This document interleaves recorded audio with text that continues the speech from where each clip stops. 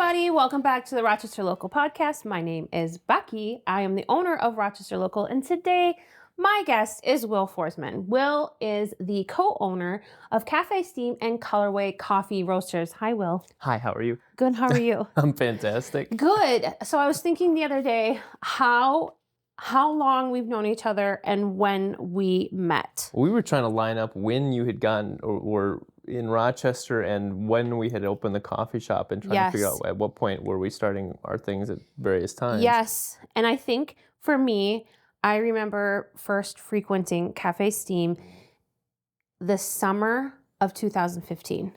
Yeah, we had opened in January of that same year. Yep. And I remember it being particularly cold that winter.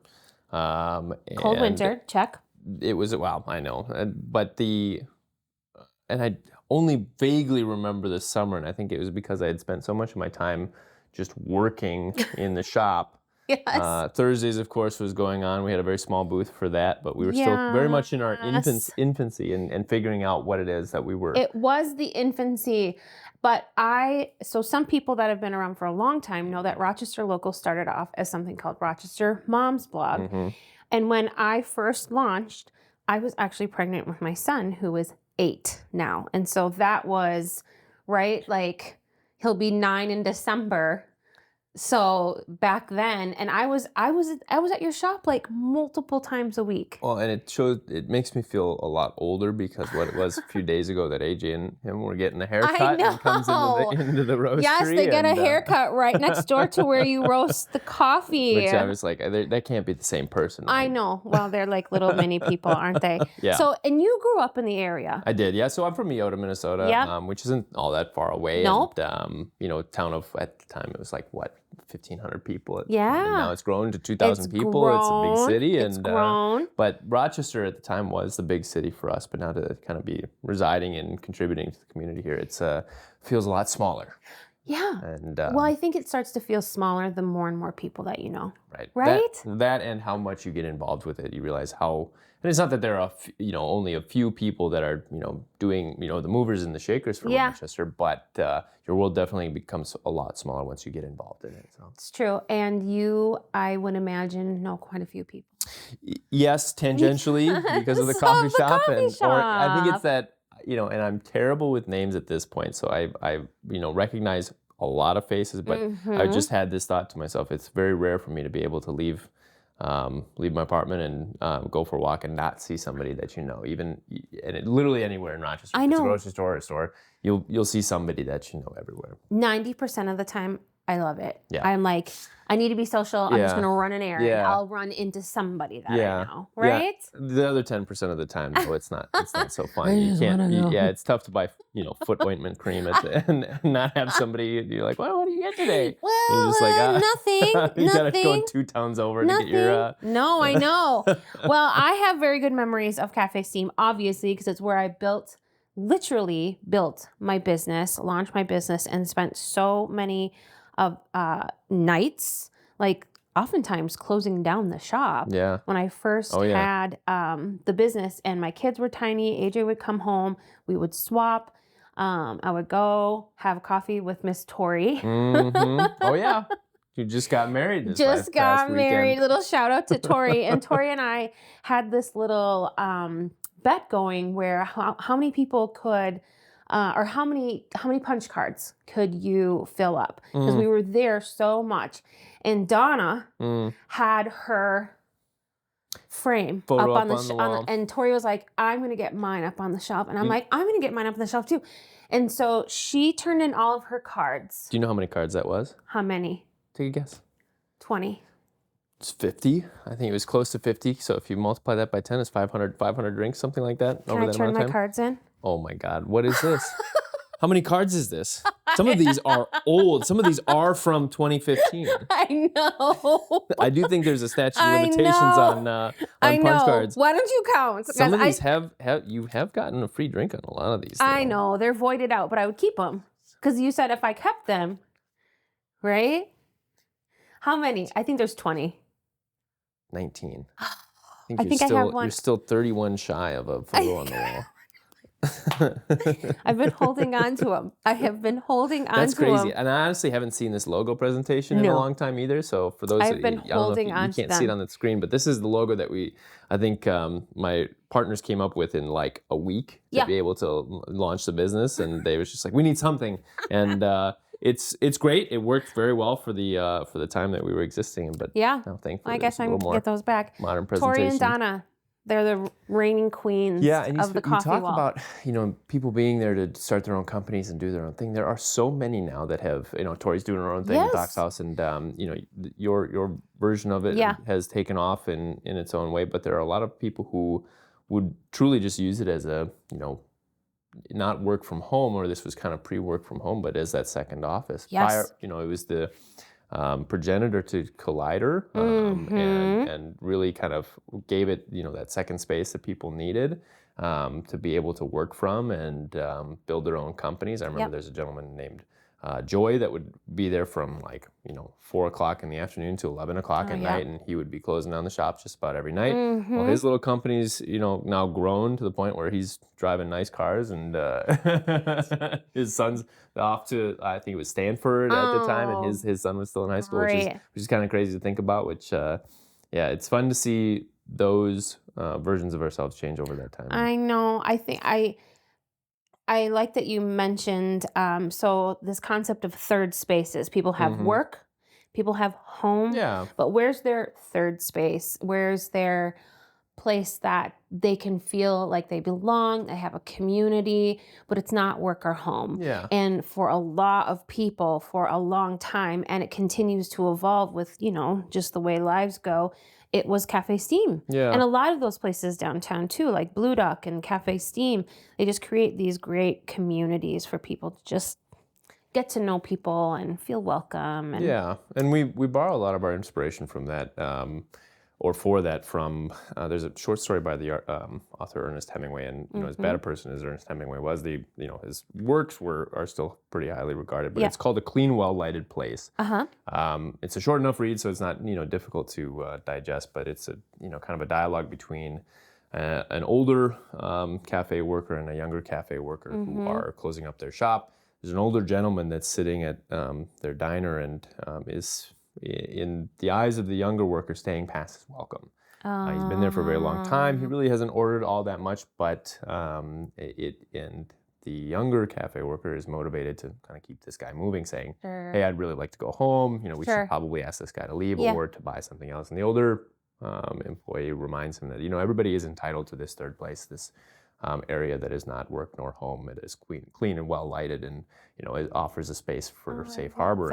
And so that kind of motivates me to kind of create these spaces. Now, you do have an obligation to keep the lights on, and so there are that comes, the coffee element plays a part in our ability to be able to support ourselves and the business itself. But you do need to offer, or every great community has that gathering space that they can support other people through. No, I like that. I like to hear the passion behind it and the meaning behind it. And obviously you've met your goals with that, because so many people have so many great stories about Steam. Yeah. You're going to walk in and, some great meeting is happening, or you're going to see Adam Salmi tinkering with something. It is such a strange juxtaposition of people. You can have a group of teenagers playing Magic the Gathering, and then they're sitting at a table next to, Mayo executives that are discussing, forward. Unbound. And both forward, unbound. Sorry, I forgot the third part.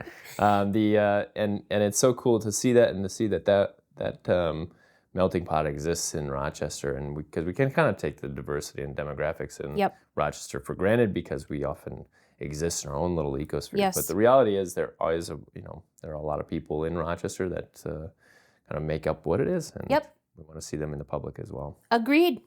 Cool. Well, I think that when we have podcast guests here, we like to ask them a series of questions. And these are just allow us to get to know how you live your life in Rochester. So often we're kind of asked the question, what do you do? But I like to ask, how do you live? Yeah. So that's what we're going to do. I will do my best to keep the answers succinct. I have a tendency to kind of, I saw the list. Don't worry, my job is to keep you moving. I see the number of cards there, and I know I could probably fill up 3-4 hours worth of Don't worry, I won't ask them all. answers for it. But all right, number 1, what makes you good at your job? I think sweat equity is a huge part of what it is that I do. Just really wanting to be involved in the business that you are forming. Yes. Trying not to be too detached from it. I get an incredible amount of anxiety from this idea, or just watching other business owners who are like, I'm gonna start a business and then I'm gonna have somebody else run it, and then as long as I'm paying them, everything is successful, right? Yeah. The truth is, you can lose touch with a lot of your own business if you start to separate yourself from it too far. And my capacity naturally has changed over the last 10 years, in that I'm not, necessarily at the core of everything as it is. Yeah. But I'm still heavily involved in the day-to-day business of what's going on. And so I think that makes it different, is how I've found success. Some people find it by being smarter. I'm definitely not in that category. I am in the work harder, and just through attrition. Yes. Through attrition, you're able to eventually find success. Would you argue that if you want to start your own business, you have to like to work? You can't. If you're asking yourself the question of whether or not you like to work, you're in a bad place already. So if you're wondering like, oh, I don't know that I'd ever be able to work that hard, the fact is probably true. Yeah. I recently did a podcast of like, well, what advice would you give to somebody hoping to start a business? And my honest advice was, don't do it, for the love of God. There's no reason that you should be starting a business if you're, not, if it isn't kind of a second nature to you. Yes. And there's a lot that you learn on the job. I mean, totally. A lot of, carpentry and electrical and plumbing and all these things that your YouTube University will provide for you. But the willingness to be able to learn that and not question, is that something I can do? Mm-hmm. It's more just, how do we make that sort of thing happen? I like that. Your answer is a lot more eloquent than mine. I fell into what I'm doing, and frankly, I like working. Yeah. And maybe we can deduce that down to something else, right? Like, I'm passionate about my community, or all those things are also true, but I just really I enjoy working. I do. But what you're doing makes sense to you. Yeah. You do a lot of SEO stuff, or you do a lot of... True. That doesn't make sense to me. And so that's where I acknowledge, like, I'm not going to venture into starting up a company that is about, web design or something like that. Right. And a lot of people have good ideas, but those good ideas need to be answering a call for that that type of service. The 3-in-1 shampoo and toothpaste and oil, oil solvent for your car or something like that might be a great idea, and it's like, it makes sense, but nobody's really asking for it. Right. And so you have to solve a problem. You have to solve a problem. Like, where is this being applied to, and how accessible is it to? What is the problem? How can I solve it? Right. That's where your business starts. And so for you, your problem was that there wasn't a resource at the time for new parents, or new parents, new moms, for new moms. Nothing. And there wasn't the community that you were hoping to see that response from. Exactly. And so part of it for you is that you not only had to create the resource that was available to new moms, but you also had to create the community around it. So that was a little tougher, because moms exist everywhere and they will always exist. Mm-hmm. But creating a kind of that support community was harder in Rochester, I can imagine, because as domestic as Rochester is,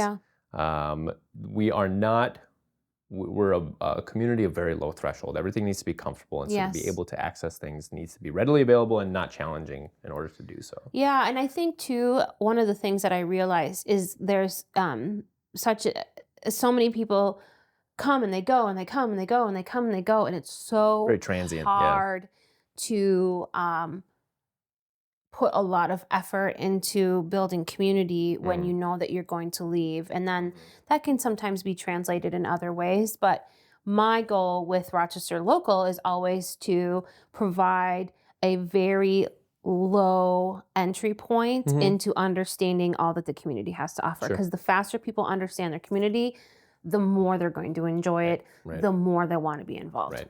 Anyways, well, that was question number 1. Awesome. We're already 25 minutes into this. I'm skipping that one. Okay, which one are you skipping?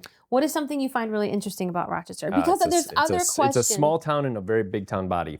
It's true. That's it. That's all I'll say. So our clothes are too big for us. Is that what you're saying? What's that? No, I was thinking about it's as if you've got when you buy shoes for your kid Yes. that are 2 sizes too big Yes. and they're kind of clomping around Yes. and they're thinking, well, That's eventually a I'll grow great- into it. But, That's a great analogy. But every time we grow into our shoes, Rochester has a tendency to buy shoes that are 3 times as larger again. And we just keep doing it to ourselves and wondering, what's happening? And then we go back and we say, you're doing too much. I like that answer. I'm sorry that I was going to skip right over That's that. Okay, what's the worst advice you have ever received? Worst.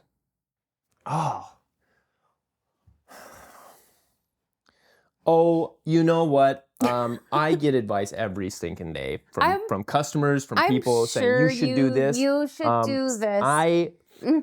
A customer wanted us to serve pie once, and we started serving pie once. I threw out so much pie that I never want to look at pie again. I think that was the worst. It was a very small piece of advice. I don't really generally take business advice from people. Probably because somebody really loved eating or drinking a cup of coffee with a piece of pie. In a pie shop. That reminds me so much of like sitting around grandma and grandpa's table. Yeah, right? yeah. And I think it made sense. Sometimes we project our own desires onto a place that we think can provide for it, but it doesn't really make sense. I love tamales. I would never have Cafe Steam start serving tamales because it doesn't make sense. No, it doesn't make pie sense. Pie might make more sense than tamales, but in the context of a coffee shop that doesn't bake for itself, doesn't really. I think you've done a great job with the pastries and the things that you do. We source locally when we can. Well, for everything, we do, and that makes a huge difference. It does, and it supports another local vendor. Oh, I love it. There's no pie shop in town anymore, so there is a vacancy. No Dobbies. Yeah, I don't need to get into baking because you wake up at 2-3 a.m. and it's a thankless job. You never get to interface with your customer. You always put it out in the display case. Somebody else sells it, and you never get to hear. And then you end up never liking, like you never want to see that baked good again. Right. All right. What's your go-to karaoke song? Ooh, Mr. Brightside. Yeah, dude. Yeah. Well, I was just at a wedding. You've never seen a group of white kids get together in a room better than when they're playing Mr. Whiteside, and everybody goes crazy. I think That's a good Freudian slip. Yes, it was. Whiteside. Oh yeah, did I say Whiteside? Brightside. No, there you go. Fair enough. That is really funny. No, I mean the grip that song had on you were a lot younger, but the grip that song had on like early 20s Becky. Oh, I would just blast that in my It's pretty terrible timeless though. The themes, car radio. Great song on Still repeat. could. I think I could do That lyric every album. day. That whole album, right? So Very good. by the Killers. All right. What is one random or eccentric fact about yourself? Ooh, I wish I had these like Steve Jobs eccentric facts where he like washed his feet in the public toilets and stuff, but that's not really my vibe. Not really your thing? I think, gosh, talking about myself is really lame. See, I'm happy to answer questions about This is Rochester. fun. I know. This is fun. An eccentric fact about myself: I don't keep a calendar. Is I think the one that people as busy as I am, I tend to not keep a calendar. You don't keep a calendar. I was late today, but that is not. Found out not entirely your fault. my fault. But, not your fault. It was our calendar's fault. Wow, that's interesting. I don't think I could survive. I just keep kind of I have a mental dialogue going at almost all times of like today is Friday. What needs to happen on Friday? Okay, we had that one email that came through, and that was today. Yeah. But I also don't do a lot of meetings, so I'm a work. I want to get in there working, moving things, and then. Yeah, I didn't have a calendar until like my kids got older, and then if we didn't have I would. You know who I found out didn't have a calendar? Kim Norton.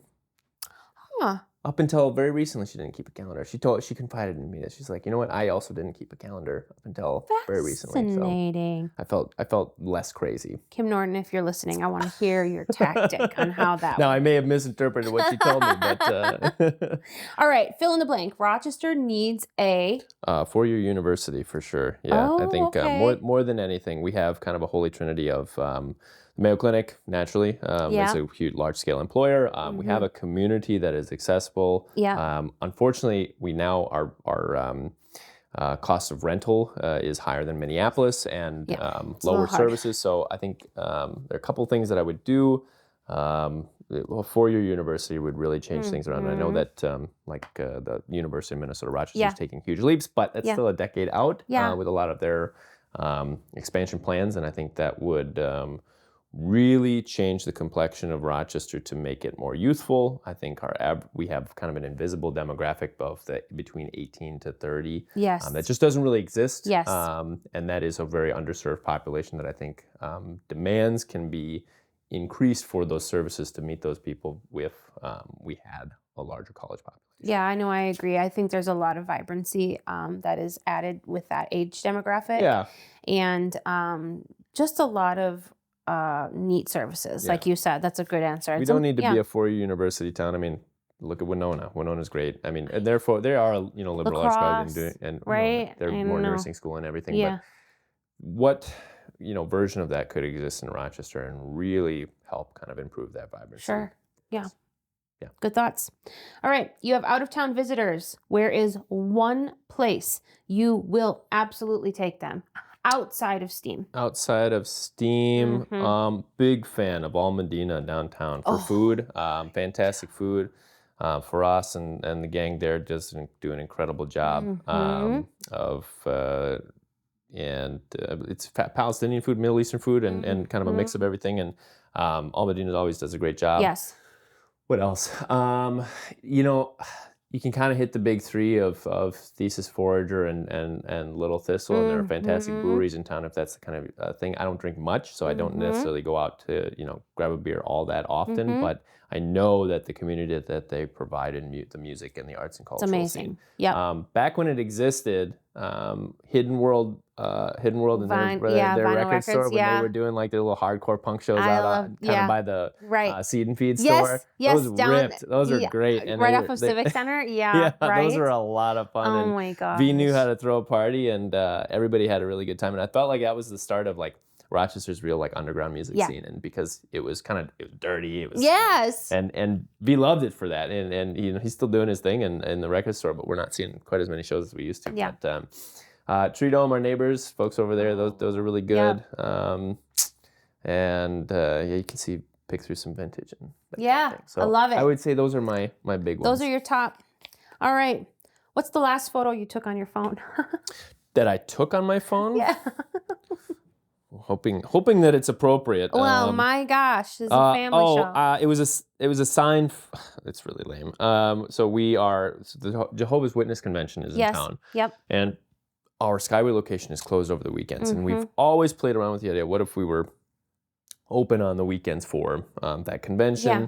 The logistics involved in the gamble of like, okay. And conventions are so up and down that you'd never know which was going to be successful. So instead, we put signage out to indicate that one of our locations is just a block south, and so you can get. So I'll show it to you. So that's what it is. It's literally just a sign that says Jehovah's. Welcome to the Jehovah's Witness. Our Broadway location is one block south. So I like that. That's good. Keeps it very simple. I like that.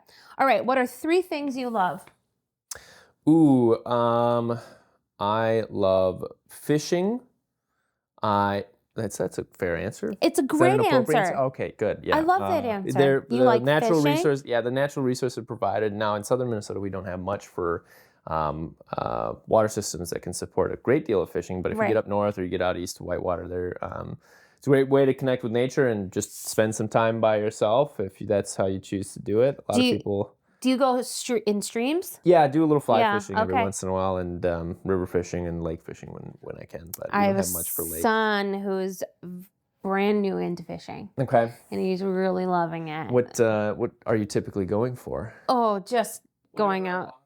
Yeah. I'll level with you. A lot of state record fish have been caught on a hook and worm, and that's super frustrating to people that are like out there trying to catch, a really big fish or whatever. But almost every state record, for the most part, is some 8-9-year-old kid hook and worm. And it's really funny. Which frankly I just love, right? Yeah. It just like brings it back to just the basics of it, right? Yeah. So y'all go to like Chester Woods or Foster Aaron? Cascade Lake or you go to Cascade, Foster Aaron or just I think for us, you can get, and as you get older, of course, do what you want to do, but you can get really wrapped up in making something very accessible, very fussy, really fast. You ruin it for yourself. Right? And so keep it easy. Yeah. Pull, bait, tackle box. There's right? an old adage that goes, when you start fishing, you're fishing to catch fish. As you get older, you're starting to catch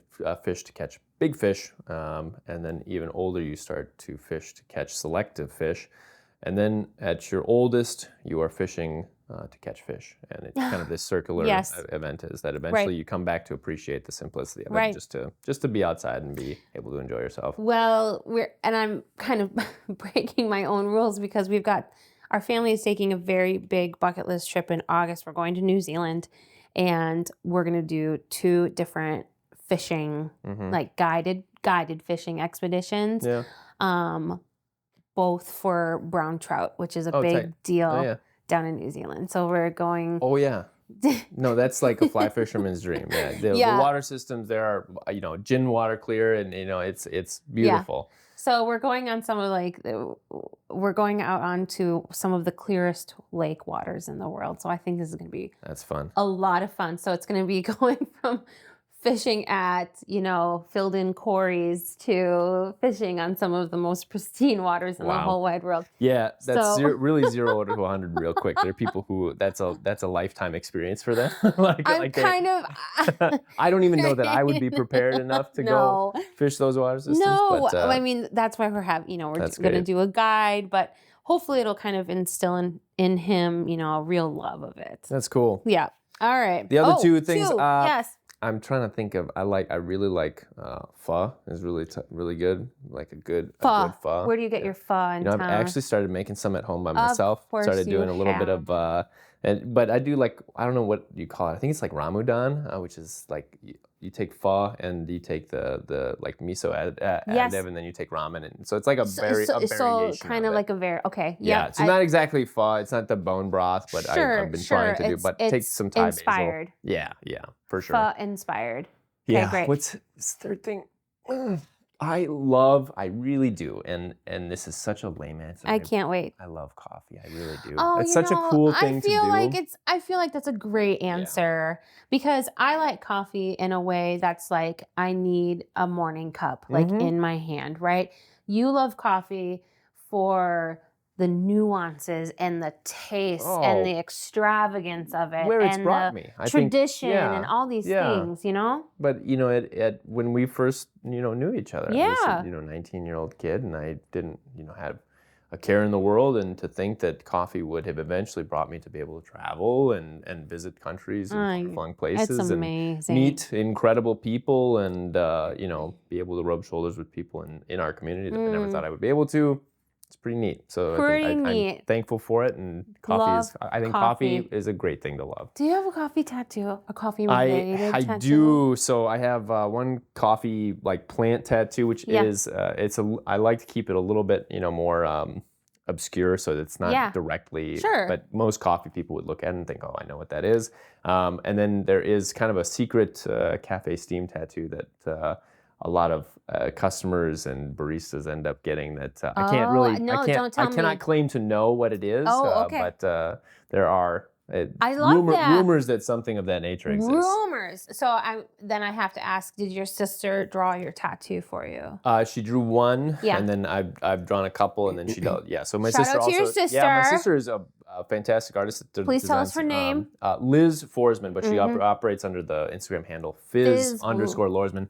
She's now up to 150,000 followers, which is crazy. I think about the population of Rochester now being superimposed over an Instagram page, and she has a lot of pull and things that she says to people, but she uses it to do art, and that's fantastic. And she's been able to support herself with it, which is, I think, more than what can be said for 99% of artists who are looking to do the same thing. So I think it's amazing. I think it's amazing. That's great. I like your 3 things.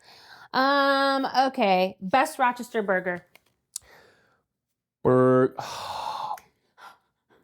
That's a controversial question. It is. That's why I like to ask That's a tough one. I know. I will tell you the best burger I've had recently, and it has to be in Rochester. Blues burger from Red Cow. That blue cheese burger with it's got like an apricot jam on it. On top of there as well. So are we saying that's your best burger? I'm saying that that's the best burger I've had recently. Otherwise, I did just have. I also had 2 weeks ago a burger from Newt's. So pretty good. Shoot. I should have picked like Beatles or something. Something that's so middle, non-controversial. Listen, Beatles does a great burger. Beatles does a great job. Yeah. It's growing to be one of my favorite restaurants in Rochester Popcorn, because great it's so food. not challenging. No. I know I'm going to get something very consistent. I know I Right. got something last time I really liked. It's going to be the exact same this time. They've got good trivia. Yes. I really like the trivia. Our family goes out every once in a while. We do so terribly because we've adopted a strategy of intimidation will allow for us to win the competition. So if we answer first and most confidently, that means that everybody around us will falter and choose the wrong answer. It's a very bad strategy. Oh, I love it. Actually, no, I love that. It's a great strategy. You have to have strategy if you're going to do these things, right? So I'm going to give you 3 very good answers. Yeah, I like, because we've got Red Cow, and you had the Newts, and then you had Beatles. Yeah. So I have, different burgers that I like, but I always order off menu at Newt's. I didn't know they had an off menu. Well, I don't know. I always order the peanut butter bacon burger, which is not on the menu. No, that has a name though, doesn't it? I've heard. It might. Okay. I don't did know. at one If point. it does, I have no idea what Okay. it is. Peanut butter bacon. I know. It's just like, it's like one of those, I probably haven't had it for a couple years, but because you can't have it more than every couple of years. Not good for you. It's like 3,000 calories in it. That's why. All right. Best Rochester adventure you've been on. Oh, honestly, and this is also a controversial topic. I love taking a Lime and using our park system, our trail system. I think it's fantastic because Perfect. the trail system in Rochester is so underutilized. Mm-hmm. You can get from North Rochester to Yes. South Rochester to West Rochester to East Rochester, and it's super cool. And I think more people should be using it. I think a Lime is a very accessible way to do it. You can also use one of those electric bikes or whatever, Yeah. or your own personal bicycle. And Yes. It's really, really cool. Yes. I think that is the Rochester adventure. I think I am always struck, and I've lived here my whole life. You get on some trail that you haven't been on for a while, and you're like, I'm in Rochester? Yeah, I mean, it's yeah. so Yeah. isolated and private Right. and lovely. It follows the and river, Bear Creek or Zumbro know, or this- whatever. When you Cascade. go, it'd be north of the Silver Lake Bridge, and the river just kind of meanders, and Yeah. it starts to get really clear, and Goes it's down to- lovely. Yeah, I what is know. it? I know what you're talking about. Right, I like know I was that area. along West River Parkway Yep. and underneath 37th Street. kinda and it's goes- yeah, no, I love it.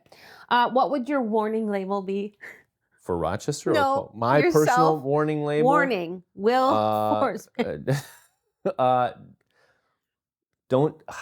Man. Don't bug me. Don't talk Don't. to me. I'm not mad. I'm not mad. I'm not mad. Just listen to what I say. I guess because I think I've had a lot of interactions where people are these like cornerstone moments where they were like, oh, I remember how mad you were. And I was like, I don't remember this interaction. It's like, my gosh. you're not mad, but you do have like, a very short period amount of time that, you're able to convey a message, and maybe I need to work on my delivery, but I very rarely get mad. Okay. I'm almost never mad. Well, and sometimes people can It's very misconstrue stern. passion Yeah, for irritation. correct. That sometimes happens with me. I get so going on a topic that I love. And Yeah. like, wow. I'm like, no. I just have a lot of passion. Yep. But you can ask any one of our, employees, have you ever seen me mad? And they say no. I've never seen him actually mad. And that's you need to kind of, in a very, very public-facing position, or one that interfaces with a lot of people. I think it's important to demonstrate, the ability to control your emotions. I think a lot of people project too much, and it can give people the wrong idea. That is a skill that needs to be honed. It takes a long time. Yep. And there are some people that are good at it, some people that are not good at Right. it. But All right. You are going to a movie, okay, and you have room to sneak in 3 snacks. 3 snacks. What are they? Big fan of Heath bars. Those. The chocolate and then toffee just with the top on chocolate inside. over? Oh, okay. I can feel them jamming themselves in my teeth right now. Right in my molars, yes. The other one, Bugles. Do you all remember Bugles? Bugles. Yeah, Bugles were pretty good. The best part of the bugle. Close. Sorry, I forget I'm on a. That's I'm okay. recording. AJ has a way. The AJ levels? has a Yeah, way can we that beat me out. Yeah. AJ has a way to beat me out because he had to Okay. beat me out on the last one. But Okay. the best part of the bugles is the very bottom of them. That was always my Yeah. favorite. Bugles. Okay, so we've got a Heath bar, bugles. These are very interesting. No one has said Not these very things. healthy. So at Trader Joe's they have these soft and juicy mango strips that are really good. Those are No, pretty what good. you're exactly talking Big about. fan. You know Big fan. Corbin. I know you know Corbin. He said sour straws.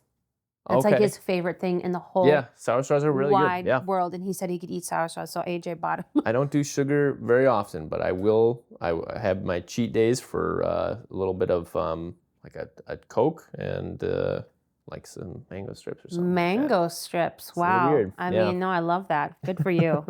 All right. Last question. Okay. Where do you go locally for a cup of coffee? I do go to my coffee shop. Is that like a question you ask everybody? Yes, it's one Okay, of the yeah. questions. I actually don't brew a lot of coffee at home. I live a block away from the coffee shop, so I Sure. just wander down there. Yeah.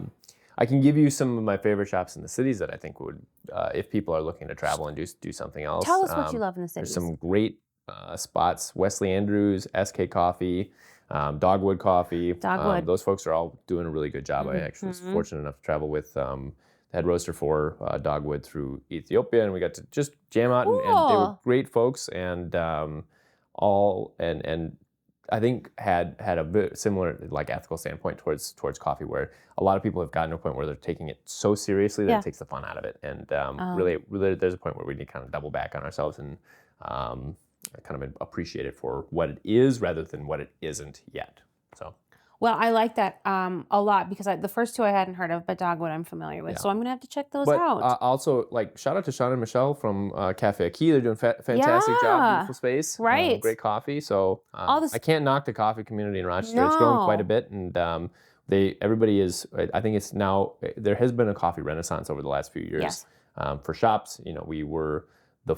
Cafe Steam was the first brick and mortar Yes. coffee shop that was not a franchise. So Yes. I realize there's a lot of stipulations to that, but Right. the OGs, I mean, Bravo Espresso, still killing it, Bravo. crushing it. And so they kind of started the scene in town, and we kind of are only sharing the mantle of responsibility for supporting Right. coffee in Rochester. Right. But now it's grown. There are multiple shops, and right? everybody seems very happy and copacetic, and everybody's getting along. That's there's what no I really There's no love. drama, There's no which is really drama. nice. Right, there's no drama, and I just there's a different vibe and a Yeah. different kind of like a different outcome essentially of going to each of the different shops. Yeah. And Everybody serves a different demographic. And, Right. I love them all. Yeah. I have to. Right. Anyways, Will, thank you so much for being on the Thanks for having me. podcast. It has been such a delight. We are almost celebrating 10 years of friendship. That's crazy. I know. I'll come in for a cup of coffee and I'm going to redeem my cards. So I mentioned that I was 19 when I started in coffee. I'm going to be 31 this year. Oh Which is crazy to think about. You know Spending what? 12 years in coffee. Your 30s are the best. That's what Just everybody's telling me, but love- they're the best, but they also hurt the most. Everything is. False. You got a couple more decades after that to go. Okay. I say that every decade that I love my 30s. I am loving my 40s. Interesting. Things hurt a little bit more than they did in your 30s, so just buckle up. Well, I will remain cautiously optimistic for what this decade has for me. Oh, that's the best. Anyways, I don't remember much of my 20s, so it's a lot of work. 30s are going to be a lot more clear. Yeah, I hope so. They're going to be great. Anyways, this is Will Forsman, and you can find him at Cafe Steam. Thank you so much for tuning into the Rochester Local Podcast. If you like what you hear, head to rochesterlocal.com/podcast for all the episodes.